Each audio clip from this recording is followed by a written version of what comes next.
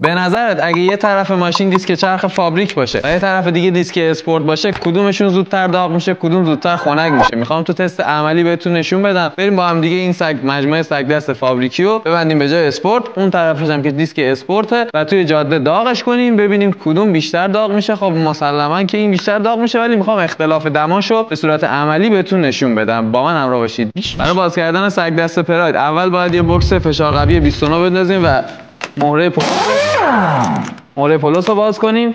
بعد فرمون در میاد، بعد کالیپر، بعد کمک و پولوس رو در میاریم از داخلش. برو بریم.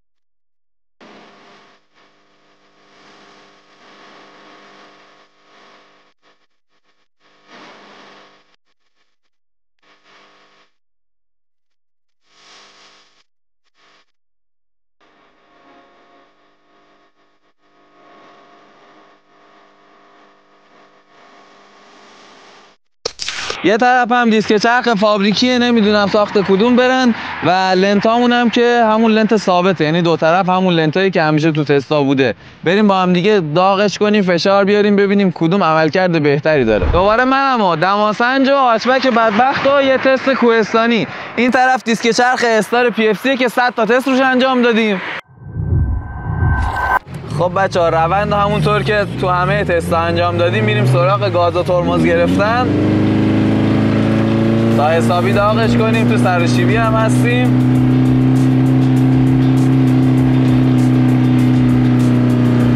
دست اندازم با پدال رد میکنیم دیگه.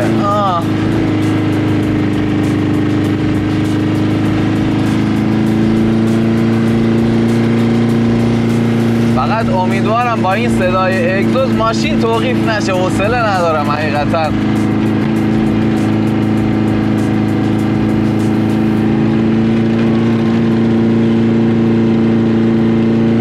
سلطان قلبم تو هستی.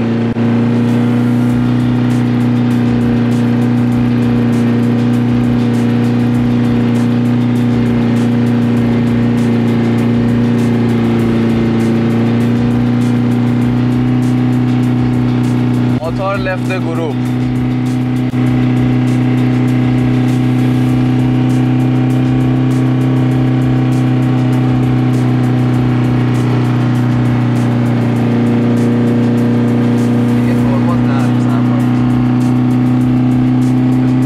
آجی نگاه چه فشاری رو ترمز دارم میارم. پمپ ترمز نتیر که یه اتفاق اینجوری نیفته. سرمایه ترمز داشته باشیم فقط وایسی. الان میزنیم بغل. حاجی بچه پدال بگی نگاه کن. ولی ماشین هنوز داره میره.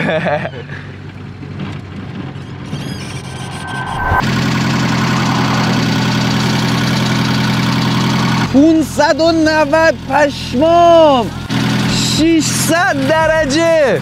حاجی من دیگه نمیدونم. بیا این ور بگیریم.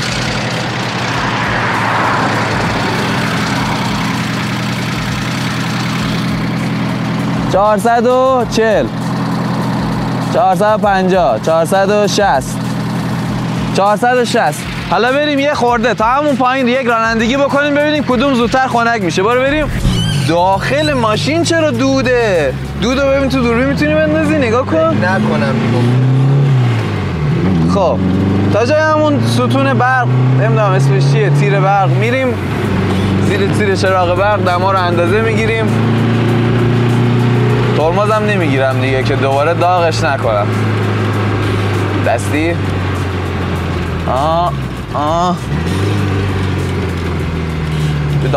بدون گرفتن ترمز تضمینی بایستید. چقدر شد بیا؟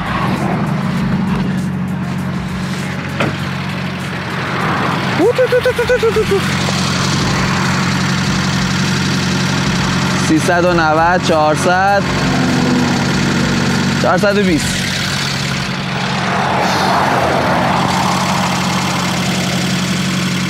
200 300 350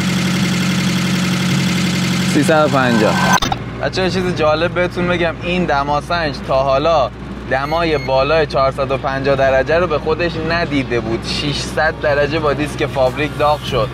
میفهمی یعنی چی؟ حالا بریم لنتاش هم باز بکنیم ببینیم چه اتفاقی افتاده، اون دوتاشو در کنار هم با هم دیگه بررسی بکنیم. سابسکرایب از این حرفا خودت بزن دیگه، من نگم دیگه. برو بریم.